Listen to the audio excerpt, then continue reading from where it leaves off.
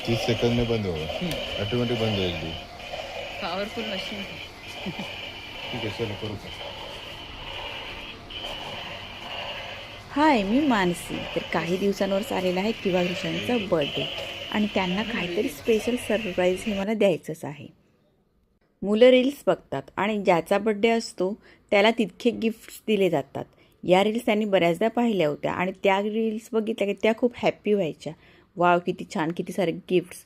तर म्हणून मग माझ्या मनात पण इच्छा निर्माण झाली की यांना जर या पद्धतीचा बर्थडे आवडतोय तर म्हटलं चला आपण पण त्यांना सरप्राईज देऊया.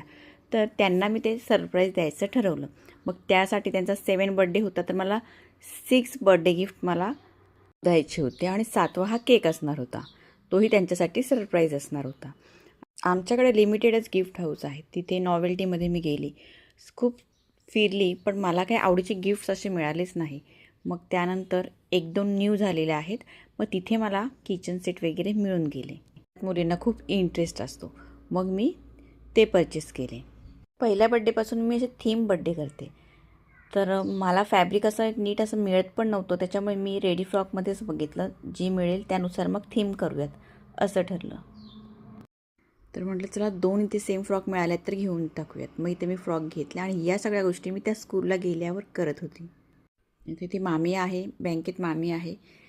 आम्हाला थोडं काम होतं, त्याच्यामुळे आम्ही आलो होतो आणि त्यामुळे ती मामीसोबत इथे आतमध्ये थोडी मस्ती चालू होती. दोघींच्या बड्डेचा केक हा मला स्वतःलाच बनवायचा होता, परंतु इथे पूर्ण पटेल मार्ट, डी मार्ट आणि छोटे छोटे शॉप इथे फिरली मी, पण कुठेच मला व्हीप क्रीम ही मिळालीच नाही.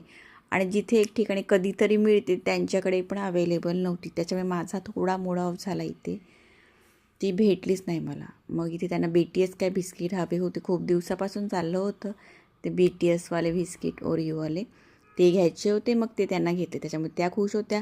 पण मला ती व्हीप क्रीम मिळाली नाही, त्याच्यामुळे माझा केकच तयार होणार नाही, त्याच्यामुळे मी थोडी अपसेट होती. मग नाईलाजाने मला इथे केकची ऑर्डर द्यावी लागली. केकची ऑर्डर देताना त्या बोलत होत्या मम्मी डॉल केक ऑर्डर करायचा आहे, पण त्यांच्यासमोर मी ती केक ऑर्डर दिली नाही. त्यांना सांगितलं नाही, आपण यातलाच कुठला तरी एक सिलेक्ट करणार आहोत.